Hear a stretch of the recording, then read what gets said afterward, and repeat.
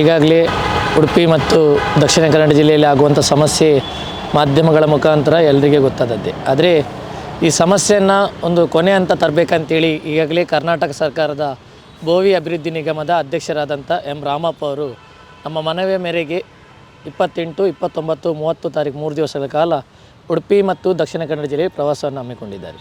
ಈ ಪ್ರವಾಸದ ಮುಖ್ಯ ಉದ್ದೇಶ ಏನಂತ ಹೇಳಿದರೆ, ಅವರು 28 ತಾರೀಕಿಗೆ ಸಂಜೆ ಉಡುಪಿಯ ಸರ್ಕ್ಯೂಟ್ ಹೌಸಲ್ಲಿ ವಾಸ್ತವ ಮಾಡ್ತಾರೆ. 29 ತಾರೀಕಿಗೆ ಬೆಳಿಗ್ಗೆ ದೇವರ ದರ್ಶನ ಮಾಡಿಕೊಂಡು 11 ಗಂಟೆ ಸುಮಾರು ಉಡುಪಿ ಜಿಲ್ಲಾ ಪಂಚಾಯತ್ನ ಡಾಕ್ಟರ್ VS ಆಚಾರ್ಯ ಸಭಾಂಗಣದಲ್ಲಿ ಪ್ರಗತಿ ಪರಿಶೀಲನೆ ಸಭೆಯನ್ನು ನಡೆಸಲಿಕ್ಕಿದ್ದಾರೆ. ಈ ಸಭೆಯಲ್ಲಿ ಜಿಲ್ಲಾಧಿಕಾರಿಗಳು, ಜಿಲ್ಲಾ ವರಿಷ್ಠಾಧಿಕಾರಿಗಳು ಮತ್ತು CEO 3 ಜನ ಕೂಡ ಭಾಗವಹಿಸಲಿದ್ದು, ಸುಮಾರು 200ರಿಂದ 300 ಜನ ಬೋವಿ ಸಮಾಜದವರು ಭಾಗವಹಿಸಲಿಕ್ಕಿದ್ದಾರೆ.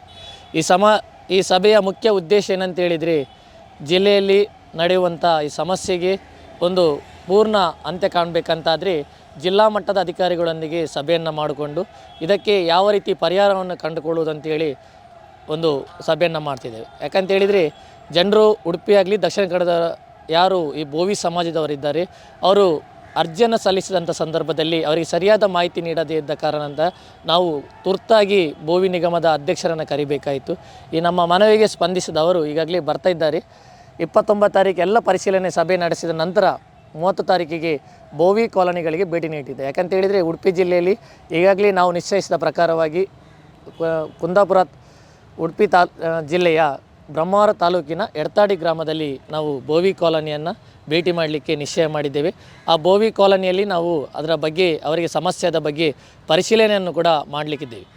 ಈ ಅಧ್ಯಕ್ಷರು ಬರುವಂಥ ಸಂದರ್ಭದಲ್ಲಿ ಎಲ್ಲರೂ ಕೂಡ ಬೋವಿ ಸಮಾಜದವರು ಇದಕ್ಕೆ ಸಾಥ್ ನೀಡಲಿಕ್ಕಿದ್ದಾರೆ.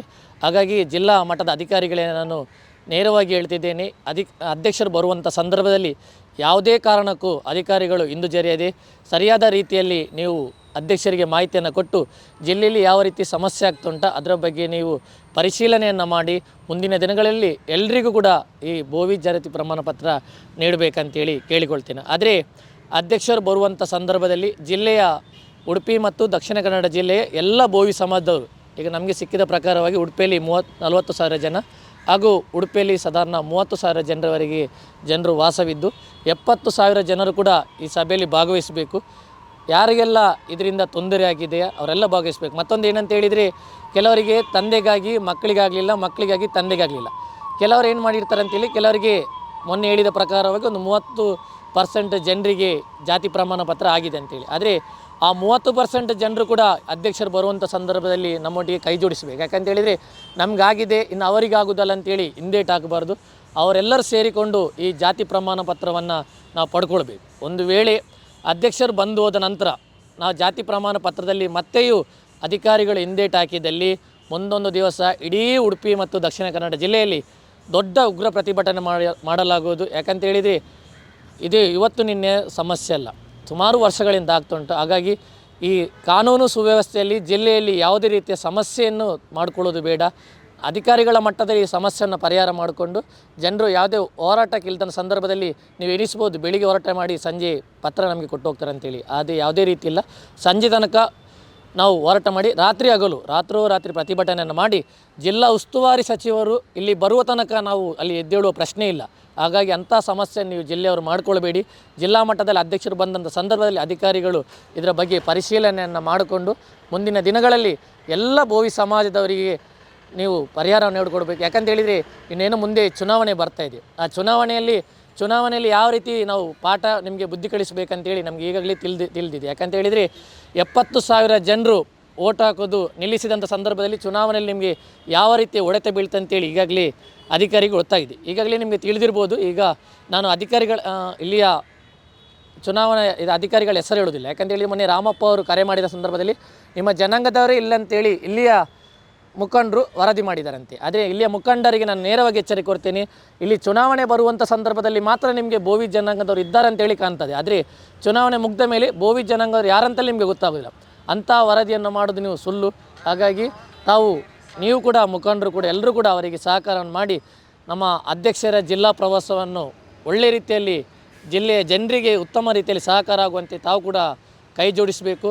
ಎಲ್ಲರೂ ಕೂಡ 28 ತಾರೀಕಿಗೆ ಬೆಳಿಗ್ಗೆ 11 ಗಂಟೆಗೆ ಸರಿಯಾಗಿ ಉಡುಪಿ ಜಿಲ್ಲಾ ಪಂಚಾಯತ್ನ ಡಾಕ್ಟರ್ VS ಆಚಾರ್ಯ ಸಭಾಂಗಣದಲ್ಲಿ ನಡೆಯುವಂಥ ಸಭೆಗೆ ತಾವೆಲ್ಲರೂ ಕೂಡ ಬರಬೇಕಂತೇಳಿ ಈ ಮೂಲಕ ನಿಮಗೆಲ್ಲ ಬೋವಿ ಸಮಾಜದವರಿಗೂ ಮುಖಂಡರಿಗೂ ನಾನು ಮನವಿಯನ್ನು ಮಾಡಿಕೊಳ್ತೇನೆ. ನಿಗಮದ ಅಂಡರಲ್ಲಿ ಬೋವಿ ಅಭಿವೃದ್ಧಿ ನಿಗಮ ಅಂತೇಳಿ ಈಗ ಬೆಂಗಳೂರಲ್ಲಿದೆ. ಈಗ 31 ಜಿಲ್ಲೆಯಲ್ಲಿ ಕೂಡ ಬೋವಿ ಅಭಿವೃದ್ಧಿ ನಿಗಮ ಇದೆ. ಆದರೆ ಆ 39 ಜಿಲ್ಲೆಯಲ್ಲಿ 29 ಜಿಲ್ಲೆಗಳಿಗೆ ಅದರಲ್ಲಿ ಈಗ ಕಾರ್ ಸಿಕ್ತಂತು, ಟ್ರ್ಯಾಕ್ಟರ್ಸ್ ಆಗಲಿ, ಹೆಂಗಸರಿಗೆ ಸ್ವಉದ್ಯೋಗ ಮಾಡಲಿಕ್ಕೆ ಪರ್ಸನಲ್ ಲೋನ್ ಆಗಲಿ, ಈಗ ಎಲ್ಲ ಜಿಲ್ಲೆಯಲ್ಲಿ ಹೊಲಿಗೆ ತರಬೇತಿ ಕೇಂದ್ರ ಅಂತೇಳಿ ಮಾಡ್ತಾರೆ. ಆದರೆ ಈ ಉಡುಪಿ ಮತ್ತು ದಕ್ಷಿಣ ಕನ್ನಡದಲ್ಲಿ ಹೆಸರಿಗೆ ಮಾತ್ರ ಸೀಮಿತ ಬೋವಿ ಅಭಿವೃದ್ಧಿ ನಿಗಮ. ಯಾರಿಗೂ ಅದರಲ್ಲಿ 1 ರೂಪಾಯಿ ಸಿಕ್ಕಿದ್ದು ನನಗೆ ಗೊತ್ತಿಲ್ಲ. ಎಷ್ಟೋ ಕೋಟಿ ಬರ್ತದೆ ವರ್ಷಕ್ಕೆ. ಆದರೆ ಬಂದದ್ದು ಯಾರಿಗೆ ಹೋಗ್ತದೆ? ಈಗ ವರ್ಷಕ್ಕೆ ಎಷ್ಟು ಸಾರಥಿ ಯೋಜನೆ ಕಾರ್ಗಳು ಬರ್ತದೆ. ಈ ಸಾರಿ ಕೆಲವು ಕೊಟ್ಟಿದ್ದಾರೆ, ಯಾವ ಜಾತಿ ಹೋಗಿದೆ ಅಂತೇಳಿ ಗೊತ್ತಿಲ್ಲ. ಆದರೆ ಅಂತೂ ಬೋವಿ ಅಭಿವೃದ್ಧಿ ನಿಗಮದಲ್ಲಿ ಅದರಲ್ಲಿ 7-8 ಜನ ಅಧಿಕಾರಿಗಳು ಕೆಲಸವೂ ಮಾಡ್ತಿದ್ದಾರೆ. ಅದಕ್ಕೆ ಒಬ್ಬರು ಮುಖ್ಯ ಅಧಿಕಾರಿಗಳು ಕೂಡ ಇದ್ದಾರೆ. ಯಾರಿಗೆ ಹೋಗ್ತದೆ ಅಂತೇಳಿ ಅದರ ಬಗ್ಗೆ ಮಾಹಿತಿ ಇಲ್ಲ. ಹೀಗಾಗಿ ಅಧ್ಯಕ್ಷರಿಗೆ ನಾನು ಸುಮಾರು 1 ತಿಂಗಳ ಮುಂಚೆಯಿಂದ ಡೈಲಿ 2 ಸಲ ಕಾಲ್ ಮಾಡಿ ಅವರಿಗೆ ಒತ್ತಾಯ ಮಾಡಿದ ಕಾರಣವಾಗಿ 29, 28ಕ್ಕೆ ವಾಸ ಕೊಡ್ತಾರೆ ಇಲ್ಲಿ ಬಂದು ಉಡುಪಿ ಸರ್ಕ್ಯೂಟ್ ಹೌಸಲ್ಲಿ. 29ಕ್ಕೆ ಎಲ್ಲ ಕಾರ್ಯಕ್ರಮ ಮುಗಿಸಿ 30 ತಾರೀಕಿಗೆ ವ್ಯಕ್ತಿಗವಾಗಿ ನಮ್ಮ ಮನೆಗೆ ಆಗಮಿಸಲಿಕ್ಕಿದ್ದಾರೆ. ಅದರ ಮುಂದೆ ನಾವು ಅವರೊಟ್ಟಿಗೆ ಸಭೆ ಆದ ನಂತರ 30 ತಾರೀಕಿಗೆ ಮನೆಯಲ್ಲಿ ನಡೆಯುವ ಚರ್ಚೆಯಲ್ಲಿ ಮುಂದಿನ ಕ್ರಮ ಯಾವ ರೀತಿ ಕೈಗೊಳ್ಳೋದು ಅಂತೇಳಿ ಚರ್ಚೆ ಮಾಡ್ಕೊಳ್ತೇವೆ ಅವರೊಟ್ಟಿಗೆ. ನಿಮ್ಮ ಸಮುದಾಯದವರು ಎಲೆಕ್ಷನ್ ಅಭ್ಯರ್ಥಿಯಾಗಿ ನಿಲ್ಲಿಸುವ ಗ್ರಾಮ ಪಂಚಾಯತ್ನಲ್ಲಿ ನಿಲ್ತಿದ್ದಾರೆ ಆಲ್ರೆಡಿ. ಈಗ ಅಂದರೆ ಈಗ ತಾಲೂಕ್ ಪಂಚಾಯತ್, ಜಿಲ್ಲಾ ಪಂಚಾಯತ್ ಒಂದು ವೇಳೆ ಬಂದಲ್ಲಿ ಖಂಡಿತವಾಗಿ ನಾನು ನಿಲ್ಲಿಸ್ತೇವೆ. ಯಾಕಂತ ಹೇಳಿದರೆ ಒಂದು ಜಿಲ್ಲೆಯಲ್ಲಿ 40,000 ಓಟು ಬಂದರೆ ಹೇಗೂ ವಿನ್ ಆಗ್ಬೋದು. 40,000 30,000 ಓಟು ಬಂದರೆ. ಹಾಗಾಗಿ ಮುಂದಿನ ದಿನಗಳಲ್ಲಿ ಯಾವುದು ನಮಗೆ ಸಿಕ್ಕದಿದ್ದರೆ ರಾಜಕಾರಣಿಗಳ ವಿರುದ್ಧವೇ ನಾವು ಸಿಡಿದಿದ್ದಲ್ಲಿ ಬೆಳಕಾಗ್ತದೆ. ಯಾಕಂತ ಹೇಳಿದರೆ ಎಲೆಕ್ಷನ್ ಬರೋ ಟೈಮಲ್ಲಿ ಮಾಡಿಕೊಡ್ತಾರೆ ಅಂತ ಹೇಳ್ತಾರೆ, ಬೇರೆ ಟೈಮಲ್ಲಿ ಮಾತಾಡೋದಿಲ್ಲ. ಒಂದು ವೇಳೆ ಏನು ಮಾಡಿ ರಾಮಪ್ಪನವರು ಫೋನ್ ಮಾಡಿದ್ರಂತೆ ಅಧಿಕಾರಿಗಳಿಗೆ, ಈ ರೀತಿ ನಮ್ಮ ಬೋವಿ ಸಮಾಜ ತೊಂದರೆ ಆಗ್ತುಂಟು, ನೀವೇ ಯಾರೆಂತ. ಅದಕ್ಕೆ ಅವ್ರು ಹೇಳಿದ್ರಂತೆ ನಮಗೆ ಅಲ್ಲಿಯ ಮಾಹಿತಿ ಇಲ್ಲ, ಬೋವಿ ಸಮಾಜದವರು ಇಲ್ಲ ಹೇಳ್ತಿದ್ದಾರಂತೆ. ಅದರ ಬಗ್ಗೆ ನಾವು ಹೇಗೆ ಉತ್ತರ ಕೊಡ್ತೇವ್ರಿ? ಒಳ ಮೀಸಲಾತಿ ಅದು